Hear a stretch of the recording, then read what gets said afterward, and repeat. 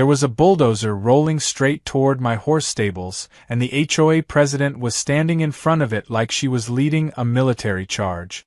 She had a sun hat perched on her head like a crown and a laminated permit flapping in her hand like a royal decree.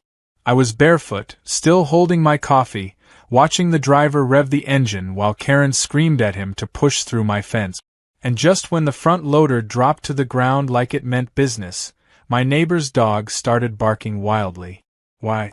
Because a sheriff's cruiser had just pulled up behind me. The man inside didn't even bother stepping out. He rolled down his window and said 7 words that made Karen's entire face go pale. "Those horses belong to the sheriff's department, ma'am." And with that, the entire mess unraveled faster than Karen's HOA hairstyle in the wind. It had all started 3 weeks earlier when I agreed to do a favor for a friend.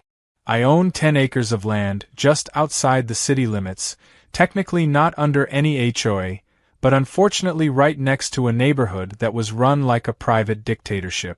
My property was zoned for agriculture and livestock, and I had turned the back 5 acres into a quiet space for horses, with a modest stable that sat far enough from the HOA's fences that it shouldn't have caused any issues. That is, until my buddy Ben, a deputy with the county sheriff's department, asked if I could temporarily board a few of their mounted patrol horses while their usual facility underwent emergency renovations. I said yes because the department had helped me out of a tough spot years back. Plus, the horses were well-trained, calm, and took up less trouble than most dogs I'd dealt with. The trouble started the very next morning. Karen Worthington, the queen of the HOA, marched across her side of the fence with a tape measure and a phone set to video record. She yelled questions at me while I tried to pour feed into the bins. Why were there horses?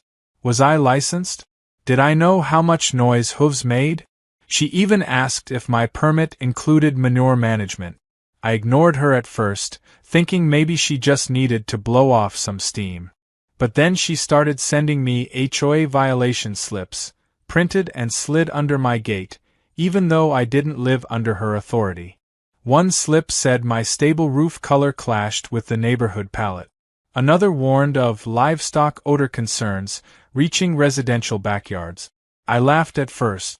Then I stopped laughing when I saw a city code enforcement officer parked in front of my driveway the next day. He was confused too. Said he got an anonymous complaint about illegal livestock boarding. I showed him the zoning paperwork and then surprised him with the horse's paperwork. Each animal had a microchip registered to the sheriff's department. The look on his face said it all. Karen wasn't just overstepping her bounds, she was using city services to fuel a personal crusade. The officer shrugged and left, saying he'd be filing a false report citation on the anonymous caller. That only made things worse. Karen escalated. She started walking around with a bullhorn, loudly narrating what she called health violations every time she passed the fence. She printed flyers claiming my stables were unregulated and distributed them to nearby homes. One of my horses, Marley, got spooked by her yelling and nearly broke the gate trying to flee. I called the sheriff's department, and Ben told me to stay calm and keep a log of everything. He said they were already working on something and I just need to give it a bit more time. Then came the bulldozer. It was a warm Thursday morning. I had just stepped out with a fresh mug of coffee when I heard the low roar of diesel. I followed the sound to the front of my property, and there it was, a full-sized bulldozer parked on the edge of my driveway, surrounded by 2 men in neon vests and hard hats. Karen stood proudly in the center, pointing toward my stables like she was guiding an art installation. I walked up, utterly stunned. The driver looked at me and said he had a demolition order for Lot 47, stables to be removed per HOA authorization. I told him there must be a mistake, because this wasn't HOA land. He shrugged and said, "Hey man, we just go where they tell us." That's when Karen shoved a laminated permit in my face, and told me I had 72 hours to remove the horses or they would proceed.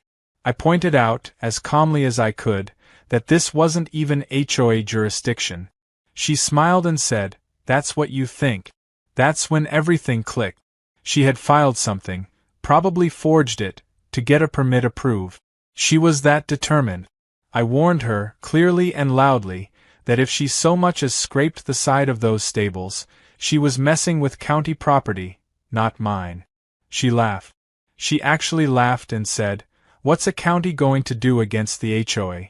She found out exactly what they'd do about 30 seconds later when Deputy Ruiz pulled up behind me in his cruiser. He stepped out, took one look at the bulldozer, then at Karen's laminated permit and raised an eyebrow.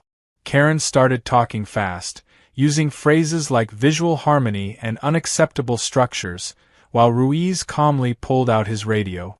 I heard him say something like requesting confirmation on patrol horse status and unauthorized demolition attempt at private address. Then he stepped up and told the crew, "You guys might want to back that up before this turns into a felony property damage case." Karen's face shifted from smug to confused to absolutely horrified as Ruiz pointed out the sheriff's department logos on each of the horse tags and reminded her that interfering with government property was a serious offense. One of the workers immediately cut the engine of the bulldozer and muttered something about not wanting any part in this. Karen, of course, started yelling that this was all some conspiracy. Ruiz told her she had 30 seconds to leave the property or she'd be detained. The crew left. Karen stormed off, but not before telling me this wasn't over. Ruiz turned to me and said, "That woman's about to dig herself into a hole so deep she'll meet the HOA president on the other side of the planet." I stood there, still holding my coffee, staring at the tire marks in my gravel driveway and the nearly bulldozed stables behind me. Marley neighed in the distance, calm again now that the noise had stopped. I couldn't believe how fast things had escalated. But I had a gut feeling this was only the beginning. Karen wasn't the type to take a loss quietly. I knew it wouldn't be long before she tried something worse. What I didn't know was that her next move would involve forged permits, fake security cops, and a plan that would blow up in her face so spectacularly it would become the top post on every entitled people thread across the internet. The morning after the bulldozer incident, I thought things might finally calm down. I had filed an official complaint with the sheriff's department, and Deputy Ruiz assured me the department's legal team would be following up with formal charges if Karen tried anything else. But peace and quiet were apparently foreign concepts to the HOA queen, because by sunrise, my mailbox looked like it had been vandalized by a paper storm. There were a dozen brightly colored notices taped to the post, shoved into the box, and scattered on the gravel. One was even stapled to the fence post, stapled. I peeled off the nearest one and read the bold red letters across the top. Final warning, unauthorized structure and unregistered livestock. Beneath that was a checklist of fabricated infractions, including excessive manure buildup, lack of proper waste removal system, and suspicion of underground water theft. I blinked twice and read that last part again. Underground water theft? She was inventing violations now. By mid-morning, I had a new visitor. This time, a white city-marked SUV pulled up with animal control printed on the side. A serious-looking officer stepped out with a clipboard and camera around her neck. She introduced herself as Officer Hill and explained she'd received an anonymous complaint about neglected horses on my property. I told her I already knew who filed it. She didn't say anything, but the slight eye roll gave her away. She asked permission to inspect the animals and I agreed, showing her through the side gate and down the path to the stables. Marley and the others stood calmly in their pens, well-groomed and munching hay like royalty. Their hooves were clean, their water was filtered, and each wore a microchipped halter registered to the sheriff's department. Officer Hill checked the feed bins, scanned the chips, and nodded. "Everything's in order," she said. "These horses are probably in better shape than half the ones in public barns." Then Karen appeared on the other side of the fence, holding her phone up like she was directing a documentary. "There she is," she shouted, as if this were some kind of sting operation. The animal control officer ignored her at first, but Karen kept narrating loudly. "Look at that shady haystack. No roof cover. That violates municipal code. You're on camera. I'm saving this for Judge Judy. Officer Hill turned to me and whispered, I'm going to go ahead and mark this as a resolved visit. Clearly, she's not here for the animals. Karen tried to shout questions at her as she walked back toward the vehicle, but the officer didn't bite. She just climbed in and drove off. I watched Karen's face twitch with frustration as she stood alone with her phone, filming nothing but a bunch of happy, healthy horses. That night, I sat down at my computer to document everything for the sheriff's office. While uploading the video of the failed bulldozer attempt, I remembered what Deputy Ruiz said about digging into her fake permit. I pulled up the email I had received from the county's permitting department, the one Karen claimed proved she had authorization to demolish my stables. At first glance it looked legitimate, case ID, request number, signature. But something didn't sit right. I checked the metadata embedded in the PDF attachment. The permit request had been submitted from a public access terminal registered to the HOA office. The digital signature had an IP address that traced back to the HOA's network. Then I saw the email used on the application. It was something like eli.stableclearance@outlook.com. I had never created that email. Someone else had impersonated me to file the permit. I stared at the screen for a full minute. Karen had gone beyond angry HOA president. She was committing actual fraud. I emailed everything to Deputy Ruiz with a note that said she forged my identity. Within the hour, I got a call back from Ben, the deputy who had asked me to board the horses in the first place. He was livid. He said the sheriff was already prepping legal documents, and that I needed to be ready in case Karen made another move. They wanted to catch her red-handed next time. I asked what I should do in the meantime. Just keep calm and keep watching, Ben said. She'll dig her own hole. Turns out, she started digging faster than we expected. The next day, I heard drilling outside my western fence line. When I went to check, I was stunned to find a half-constructed wooden wall going up, 7 feet high, thick with cheap plywood panels and badly painted beige to match the neighborhood houses. Karen stood nearby directing 2 workers in HOA-branded vests. I walked right up to her and asked what she thought she was doing. She grinned and said, beautifying the neighborhood boundary. I pointed out the survey stakes clearly showing that the new wall was being built 3 feet inside my property line.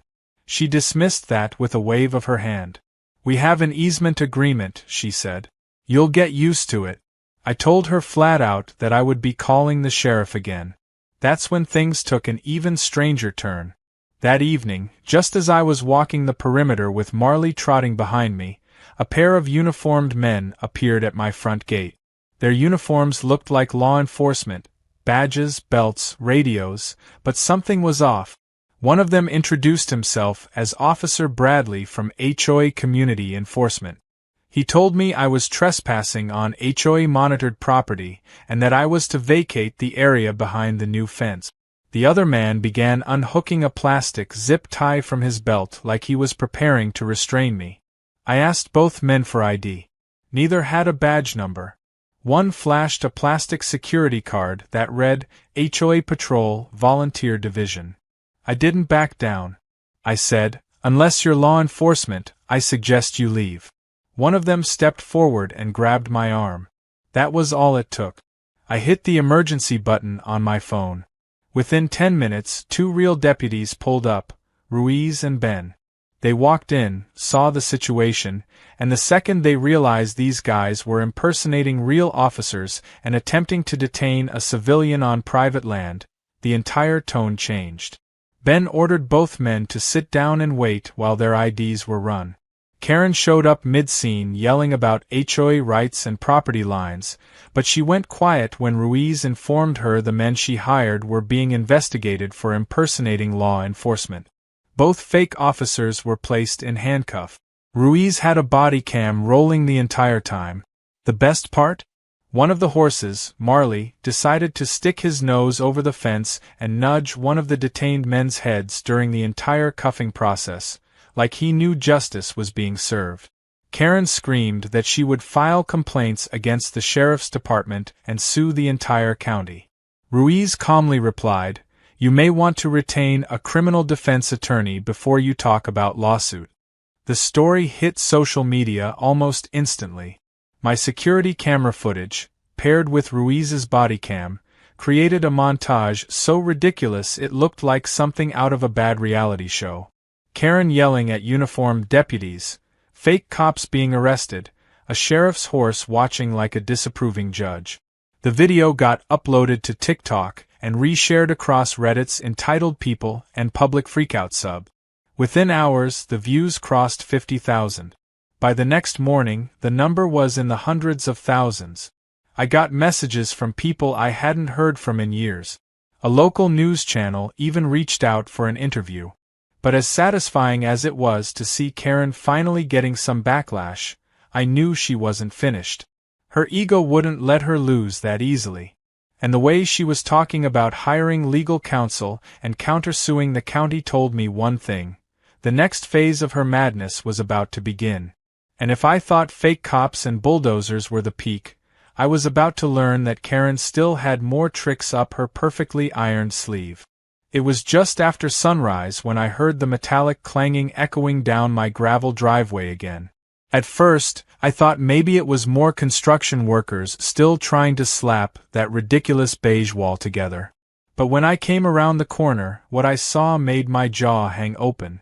The wall was finished, mostly, but now there was barbed wire stretched across the top of it like some kind of miniature prison barricade. The worst part? The entire back gate I used to reach the stables had been completely blocked off. There was a padlock on my own gate, and a new sign that read, "Private HOA Utility Access. Do not enter." It looked official. It wasn't. And right in front of it stood Karen, dressed in athletic wear like she'd come for a morning power walk, but stayed to orchestrate a land invasion. I didn't even bother yelling. I just took a photo and dialed Deputy Ruiz. He picked up after the first ring and sighed as soon as I said, "She's put up barbed wire and locked my gate." He told me to stay put and that he'd send someone immediately. While I waited, Karen strutted over like she hadn't just committed trespassing and vandalism. She had that smug, sugar-sweet tone in her voice that always came right before she said something absurd. "You should be thanking me," she said. "That stable was a hazard. We've repurposed the space for HOA stormwater management." I stared at her, blinking. "Stormwater management? There's no drainage system here." She smiled. "Not yet. But it's in the long-term neighborhood improvement plan. You'll get your own copy soon." Then she patted the padlock like it was a trophy and walked off humming a tune. 15 minutes later, a different deputy arrived, one I hadn't met before. He examined the wall, the wire, the lock, and asked if I had property documents on hand. I brought out the land survey maps, showed him the clear boundary lines, and pointed out the fence that Karen's crew had crossed. He didn't look surprised, more disappointed, like a parent dealing with a kid who keeps setting off the fire alarm for fun. He snapped some pictures and said he'd escalate the report up the chain. He also added that tampering with someone's gate on private land might qualify as criminal mischief, especially if livestock access was blocked. I said, "Livestock's the sheriff's horses." His eyebrows lifted, and he muttered something like, "Oh boy, she picked the wrong stable to mess with." That night, as if all that hadn't been enough, I saw headlights approaching around 10:30. My cameras buzzed with motion alert. At first, I thought maybe it was just another HOA patrol. Karen had been sending volunteers on nightly rounds ever since her fake cop stunt backfired. But when I looked through the window, I saw 2 unmarked SUVs slowly creeping along the fence line. I grabbed my phone, opened the surveillance app, and zoomed in. 4 people, dressed in dark clothes, carrying what looked like surveying equipment or scanners, except they weren't marking boundaries. They were scanning the ground near the new wall. I hit record and texted Ruiz with the footage. 5 minutes later, he called back and said he had just gotten word from the sheriff that the department's tech team found out someone filed a permit for an easement realignment project, in my area using falsified coordinates. When I asked what that meant, he said, "Someone's trying to make it look like your land belongs to the HOA on record. It won't work, but it's a serious offense." I told him about the SUVs, and he said backup was already on the way. I stood in the dark, lights off, heart pounding. Were they going to dig up something? Plant something? Try to restake the land lines and shift the record? When the real deputies arrived, the SUV crew tried to scatter like raccoons caught in a trash can. But they didn't get far. Turns out they weren't even land surveyors. One of them was a hired contractor from a signage company, and the other three were volunteer members of the HOA's newly invented Territory Mapping Committee. I had no idea that even existed until Ruiz showed up, smirking, and told me Karen had invented a whole subcommittee to justify her obsession with my stables. The sheriff's department detained them for questioning. They weren't charged immediately, but the department made it clear that if even a single property line marker had been moved, it would escalate quickly. The footage I captured was gold. I uploaded it to the same Reddit thread where my previous clip had gone viral. Within hours, commenters were naming Karen the HOA tyrant of the decade. Someone even edited a dramatic video with fake news anchor commentary and dubbed in horse sounds every time Karen spoke. But the humor didn't lessen the stakes. Because now I knew Karen wasn't just bluffing and harassing. She was trying to rewrite legal documentation to erase my land. That's no longer HOA nonsense. That's attempted theft.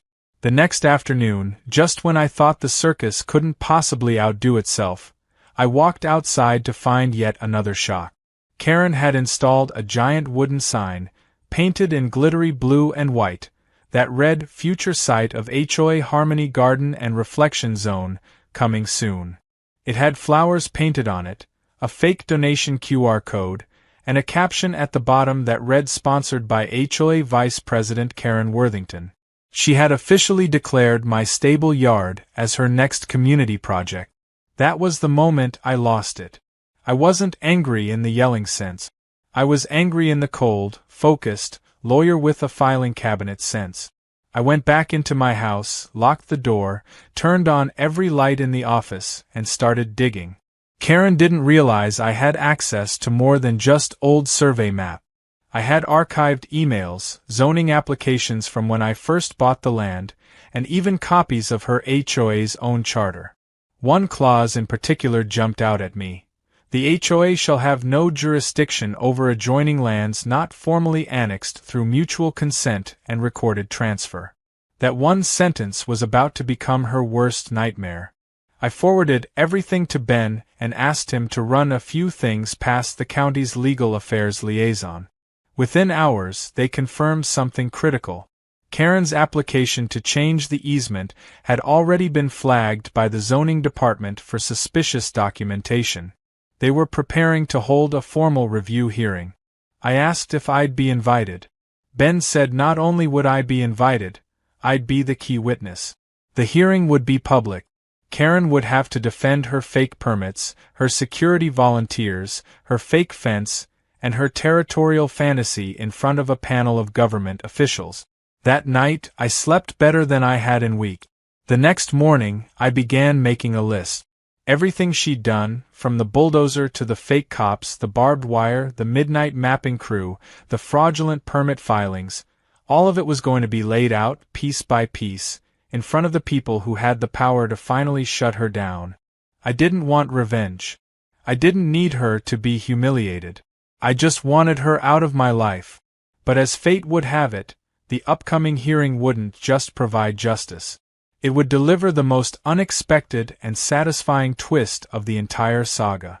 Because someone else was about to join the fight, and Karen had no idea just how personal it was about to get. The day of the hearing arrived like a thundercloud on the horizon, heavy with tension and the promise of a reckoning. I dressed in clean jeans and a button-down shirt, tucked my documents into a manila folder, and drove to the county administration building where the zoning board met every second Wednesday. The room wasn't large, but it was packed. HOA board members sat in a tight, whispering cluster on one side, Several neighbors from Karen's community filled the back row, and a local news camera was quietly setting up near the corner, apparently tipped off by someone online. I scanned the room and spotted Karen seated near the front, legs crossed, wearing a pale pink suit and that same self-satisfied expression like she'd already won. She was flanked by her attorney, a stiff-looking man in a navy blazer who glanced over at me with the smugness of someone who thought this whole thing would be over in 10 minutes. The zoning panel consisted of 5 people, 3 commissioners and 2 legal aides, who sat behind a raised bench.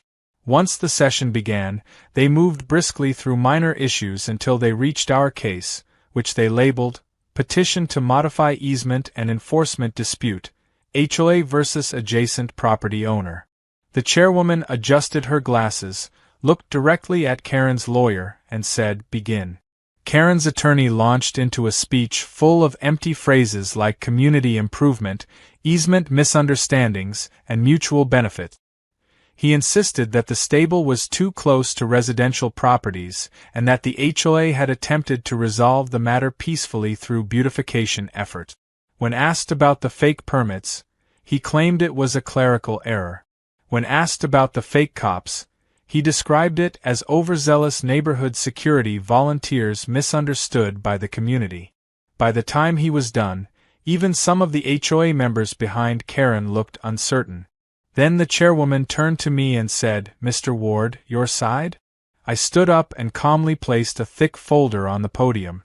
I began with property deeds, showing the clear legal boundary that defined my land as outside the HOA's jurisdiction. I showed satellite photos, surveyor markings, and HOA charter excerpts that stated they had no legal authority over my property. Then I laid out the timeline, the unauthorized demolition order, the forged email, the barbed wire, the padlocked gate, the midnight mapping crew, the security impersonators. I played security footage clips on a screen they had prepared, including the moment Karen's volunteers attempted to detain me while a sheriff's deputy pulled up in the background. I didn't need to embellish anything. The facts spoke for themselves. The panel members scribbled notes furiously. One commissioner asked Karen's lawyer if he was aware of the forged permit being traced back to the HOA office's IP address. The man mumbled something about delegated responsibility and administrative confusion. The chairwoman leaned forward and asked Karen directly, Did you authorize the filing of demolition permits under Mr. Ward's name? Karen, for once, didn't have a rehearsed answer. She blinked, adjusted her pink blazer, and said, I believed it was for the community's safety. When pressed again, she added, Mistakes were made, but I don't think anyone was harmed. That was the wrong thing to say. A man in uniform at the back of the room stood up. It was Sheriff Donnelly, the head of the entire department. He walked to the front of the room, uninvited but welcomed by the nod of the chairwoman. In a calm, clear voice, he addressed the panel. I'd like to add on record that the horses stabled on Mr. Ward's land are part of our mounted patrol unit. Due to ongoing renovations at our facility, they were under the protection of both Mr. Ward and our department. Any interference with them is not only reckless but a potential obstruction of county operations. The entire room went silent. The sheriff continued. Ms. Worthington's actions not only endangered these animals but also disrupted the function of this department. We are currently preparing a separate criminal case related to identity fraud, false filing of government documents, and impersonation of law enforcement. You could almost hear the oxygen leave Karen's lungs. The panel needed only 20 minutes to reach their verdict. They ruled that the HOA had no claim or jurisdiction over my land and ordered them to remove the wall, barbed wire, and all signage within 72 hours. They added that failure to comply would result in fines of $5,000 per day.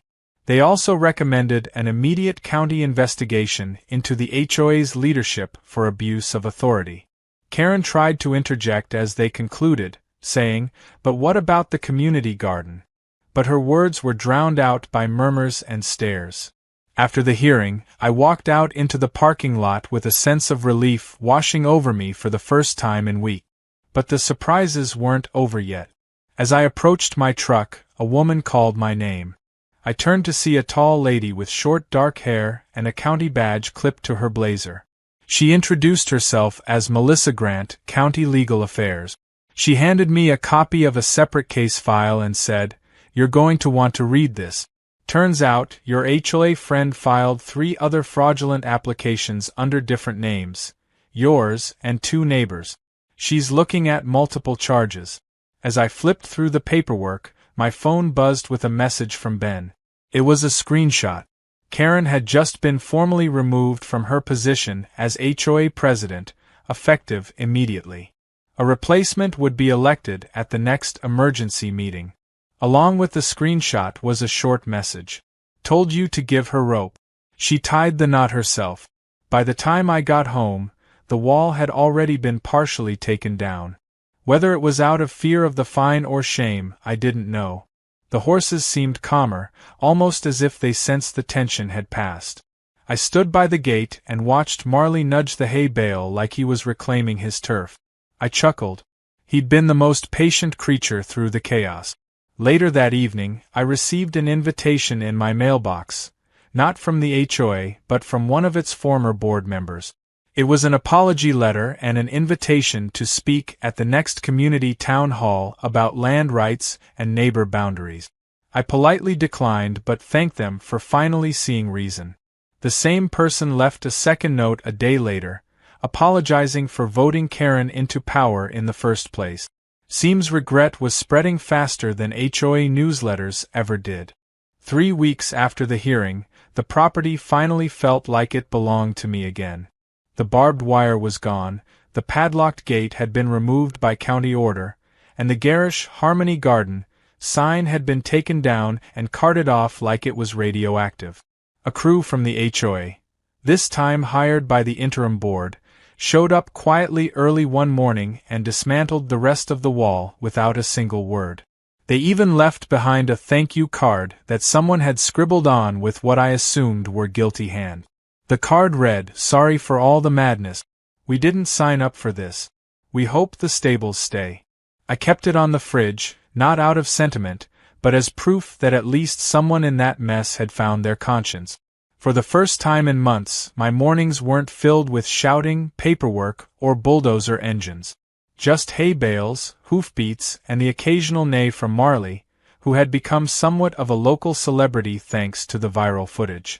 The sheriff's department had completed their renovations and offered to take the horses back, but I told them they were welcome to keep using my stables as long as they needed. Sheriff Donnelly, who had become a surprisingly casual visitor to the property by then, pulled me aside one afternoon and said the department had voted to apply for a small community grant to upgrade the stables officially. They wanted to install better lighting, add a small emergency shelter, and wire up solar panels on the roof. I was stunned. Not only had Karen failed to bulldoze my stables, but now the government was about to fund upgrades to make them even more permanent. I nodded and told him I'd be honored. It was a full circle moment when I stood next to the sheriff 2 weeks later as the county construction team arrived. Marley stood calmly nearby, chewing on his feed while the workers began laying down concrete for the new foundation beams. Where once there had been chaos, now stood renewal. Karen's attempts to erase the land had only ensured its protection. Ironically, she had made the stables more legitimate and durable than ever. Even the county zoning board approved the new upgrades unanimously. No hearings, no objections, just a rubber stamp and a handshake. Meanwhile, Karen's life had turned into the very drama she once inflicted on others. Following her public fall, she had resigned from the HOA board entirely and vacated her house just a week later. Some said she moved out of town. Others said she was staying with family. There were even rumors that she had tried to sue the county, but her case had been dismissed almost immediately. The fake inspector stunt, combined with her pattern of forged documents and security impersonations, left a trail of legal consequences that would likely follow her for years. She wasn't behind bars, but she wasn't free either, not from the stain she'd left on her own reputation. For someone who cared so much about neighborhood aesthetics and image, being publicly disgraced was the worst punishment imaginable.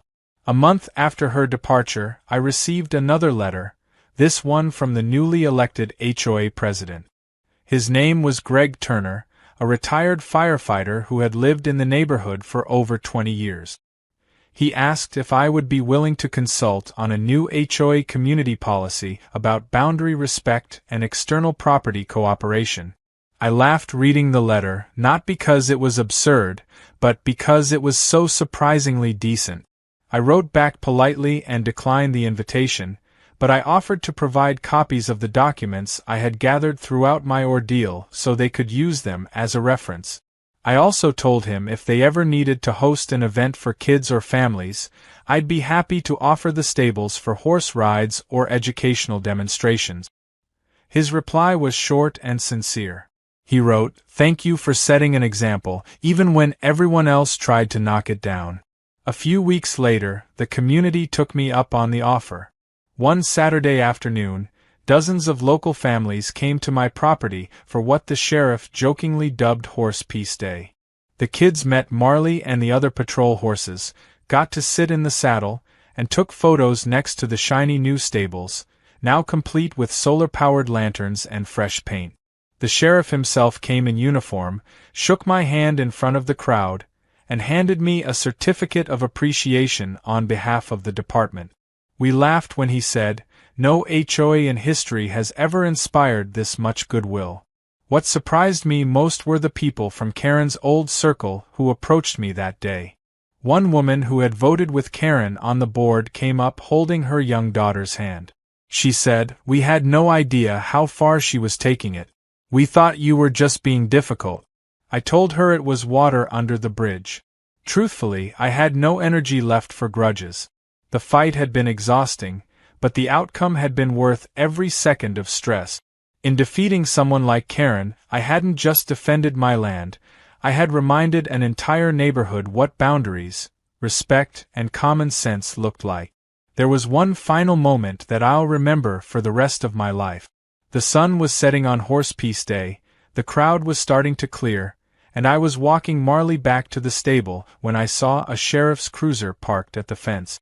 Sheriff Donnelly stepped out, hands on his hips, smiling. He looked over the pasture and said, "I think we need to make this a regular thing." I asked him what he meant, and he said, "We're officially designating this property as an auxiliary mounted patrol station. It won't change anything day to day, but it means your stables are now a formal part of our operating plan. County certified, insured, and protected." I stood there stunned. What started as a favor to a friend had now become a permanent partnership. I didn't say anything at first. I just reached out and shook his hand.